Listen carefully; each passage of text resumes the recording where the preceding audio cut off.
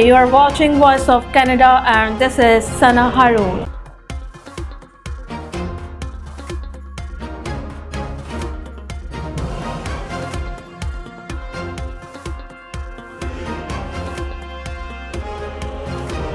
Finding affordable housing is a struggle for more and more Canadians, and it's become a hot button issue on the campaign trail. Accusations are flying about housing affordability on the campaign trail.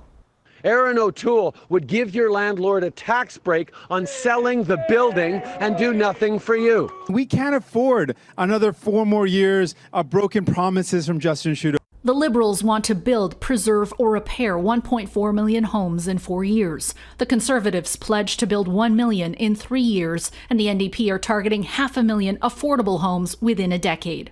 The Liberals and the NDP want to increase tax credits for home buyers. The Tories propose tweaks to the mortgage stress test and insurance requirements to make it easier to qualify for financing, and the NDP would bring back 30-year terms on insured mortgages. Both the Liberals and the Conservatives propose a 2-year ban on foreign buyers, while the NDP strategy involves a 20% foreign buyers tax. Expert reaction to the platforms is mixed. For politicians, the challenge is finding the sweet spot, a plan that improves affordability for those struggling to get into the housing market without derailing the wealth building and retirement plans of existing homeowners. With COVID-19 cases rising in Canada, there was yet again no briefing from the Canada Public Health Agency. But since the election call, not a one, though written updates continue. And there's been no modeling update since July 30th. So we asked Justin Trudeau about it. We know how important it is to end this pandemic once and for all. That's why every day I'm using the opportunity to speak to Canadians to remind them to get vaccinated. Are you suggesting that your comments along the campaign trail about vaccination are equivalent to briefings coming from Dr. Tam and Dr. New? And as well, have you or anyone in the Prime Minister's office directed FACT to hold off on these briefings during the election?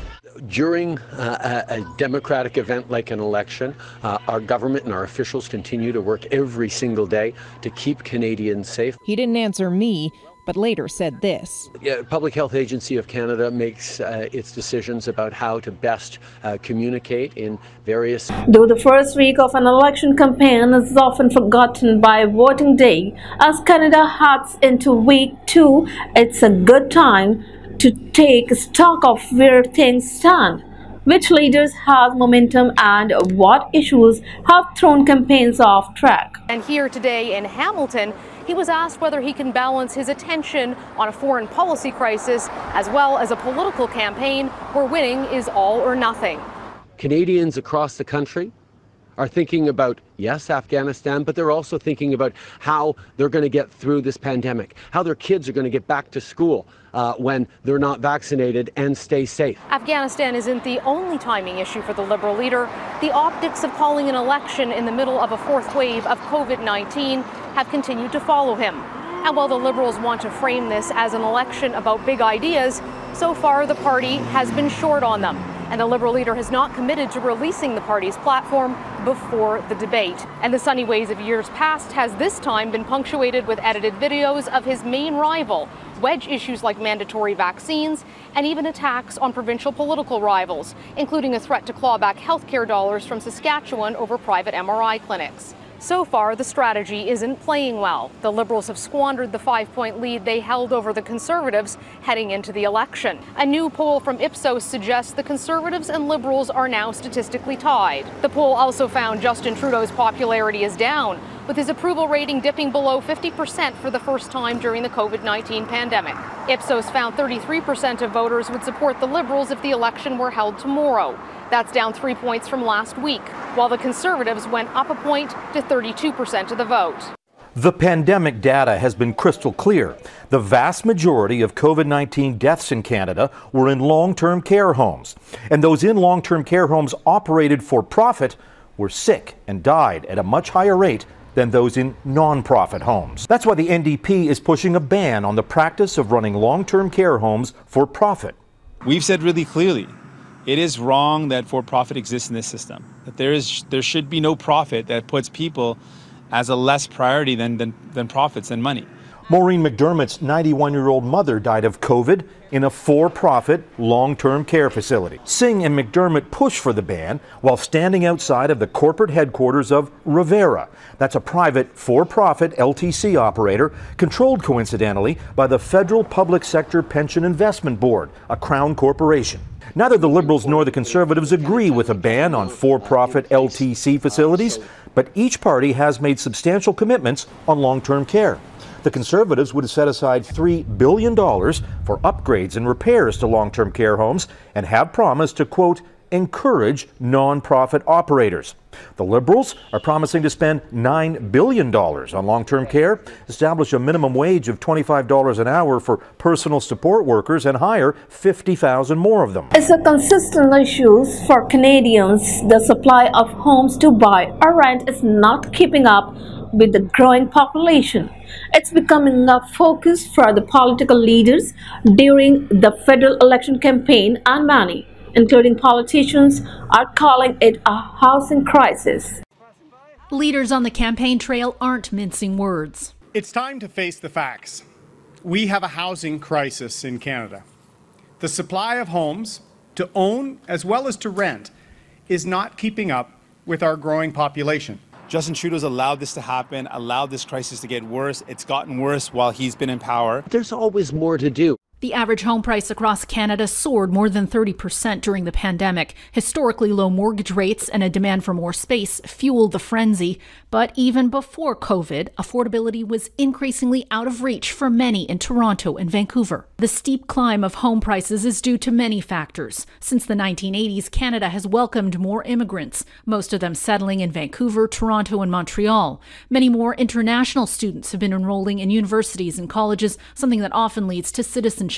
And new home construction hasn't kept up. Developers blame local governments, who blame developer. There are other factors too, like speculative investment in housing.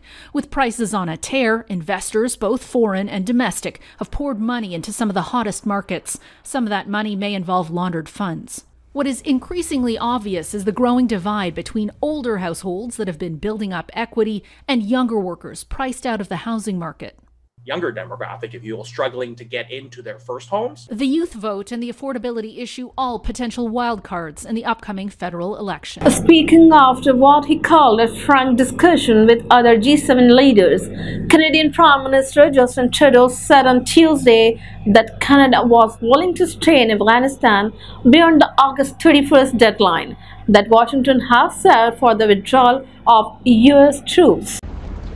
So we just finished an important G7 call where we talked about how important it is to get people out of Afghanistan as quickly and as safely as possible. I emphasize that Canada is ready to stay beyond the 31st deadline if it's at all possible, because we want to save as many people as possible, and Canadians are ready to work to try and do that. We also emphasized how important it was to pass the message to the Taliban that not only should they be letting people have access to the airport in the coming days, they need to make sure that in the coming weeks, even beyond the deadline, people are able to leave Afghanistan. And finally, I talked about the fact that already in Canada, Canadians are welcoming Afghan families into their homes, into their communities, because we know we can do more to give a better life to people as they flee the violence and danger there. We have welcomed over 2,000 people back to Canada over these past number of weeks. We're going to continue to work every single day to get as many people out alongside our allies. The commitment by our fellow G7 nations is clear. We're all going to work together to save as many people as possible, but our commitment to Afghanistan doesn't end when this current phase and this current deadline comes. We will continue to put pressure on the Taliban to allow people to leave the country in safety. We will continue to ensure that we're doing everything we can to get them to respect human rights and give opportunities to all Afghans. Right now we're working with all of our allies on getting as many people out as possible.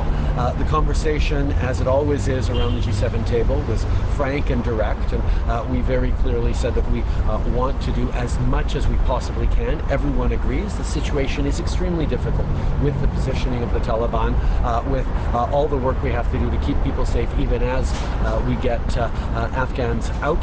We will continue to do all the work we need to do. We know very clearly that the Taliban wants to be recognized as a government. They want to be part of the global community. They have insisted that they are different than when they were 20 years ago. That remains to be seen. We are highly skeptical. The Taliban remain on Canada's list of terrorist entities, but certainly the international community has a few very clear expectations and demands of the Taliban if they want to be even engaged with constructively and positively, whether it's financially, whether it's in terms of food security, whether it's plenty of things that are needed in order to set up a functional society that they have just taken by violence.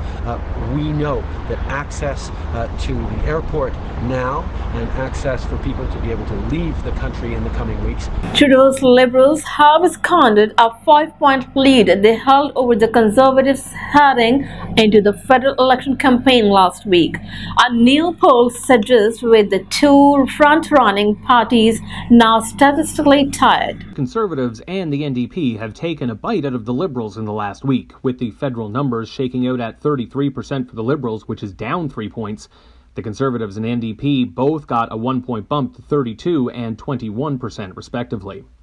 The Liberals' decline nationally is largely due to what's happening in Ontario, where the Conservatives have jumped into the lead at 35%, 4 points ahead of the Liberals. The NDP are also competitive in the province, polling at 23%.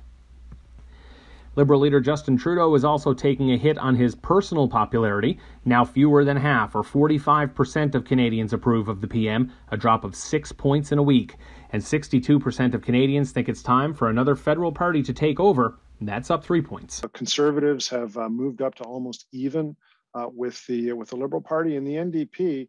If they were able to get the 21% that this poll is showing in this election campaign, that would be the second best they've ever done in history. We've seen the desire to see the government reelected, the Liberal Party reelected, decline. We've seen the Prime Minister's personal approval levels decline. In fact, his negatives go up. So criticism over Canada's response to the Taliban's crisis in Afghanistan continues to plague Liberal leader Justin Trudeau, even as he tries to campaign for votes in the election. Today, Trudeau defended his government's handling of the situation. I don't want to go into details, operational details right now, but I can assure you we have given the authorizations for the folks on the ground to make the right decisions to help as many people as possible, given the risks of the situation. Nobody was able to recognize them. Maroof is an Afghan interpreter who worked with the Canadian Special Operations Forces.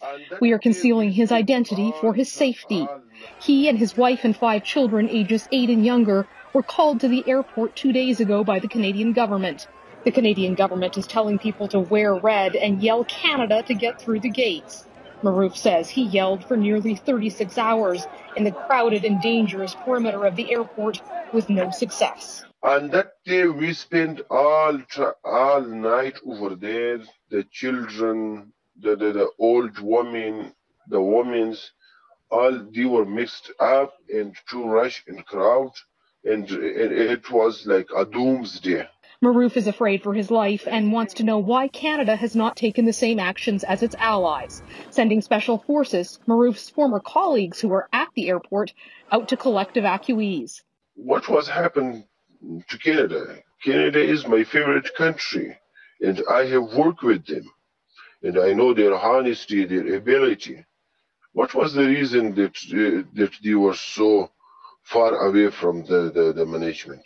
Defense Minister Harjit Sajjan hinted there may be more latitude. There's a reason why we have sent our special forces on the ground, because they have the training, the ability to take opportunities. Despite criticism from interpreters on the ground, the government insisted they are performing well. New polling done by VOC shows even as major parties are set to begin their second week of campaigning, the incumbent Liberals may have already stumbled out of the starting block, despite entering the election campaign ahead of the other parties. Second week of the election campaign, new polling done exclusively for Global News shows where the opportunities lie for the leaders trying to win votes.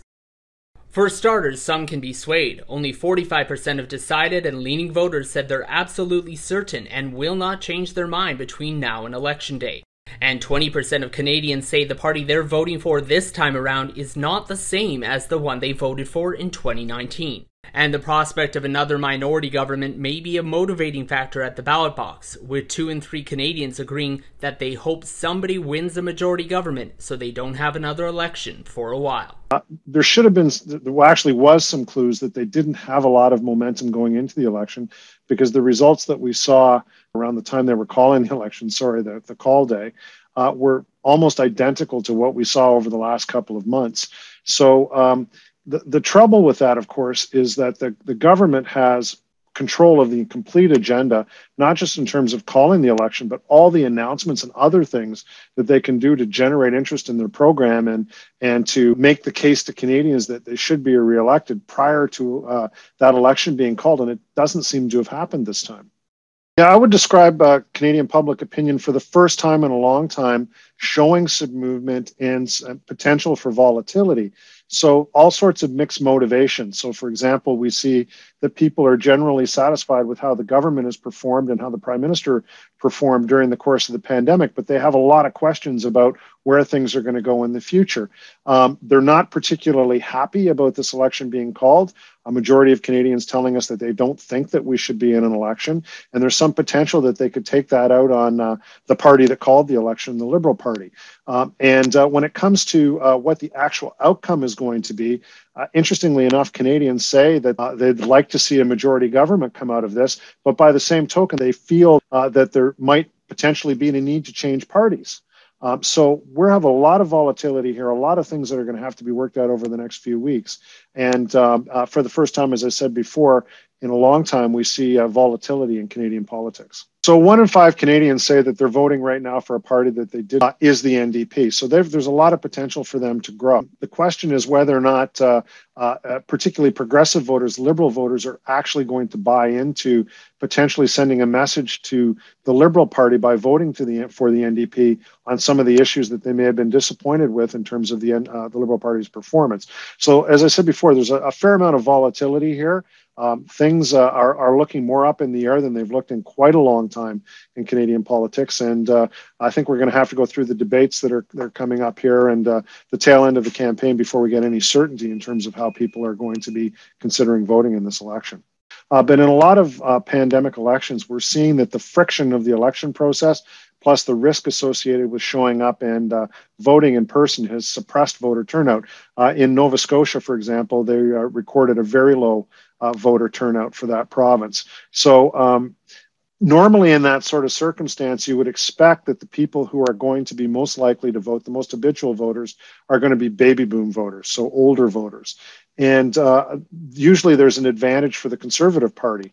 But this time around, we're seeing that the NDP, the Liberals, and the Conservatives all have groups of that boomer population that are affiliated with them. So the likelihood that the Tories are going to get are going to be the only benefactors from a ballot box bonus. Canadian athletes were quick to win medals at the 2020 Tokyo Paralympics, and their families celebrated those milestone wins from home. Keely Shaw, perfectly executed race. The first day of competition, the first on the podium for this country. It is a bronze to Canada. Saskatchewan's Keely Shaw, a first-time Paralympian, quick to prove she belongs here. It came as no surprise to Bruce Craven. He introduced Shaw to the sport. It's a new world record for early Rivard. 5 years ago in Rio, the swimmer from Saint-Jean-sur-Richelieu, Quebec, not only took home gold in the 50-meter, she set a world record.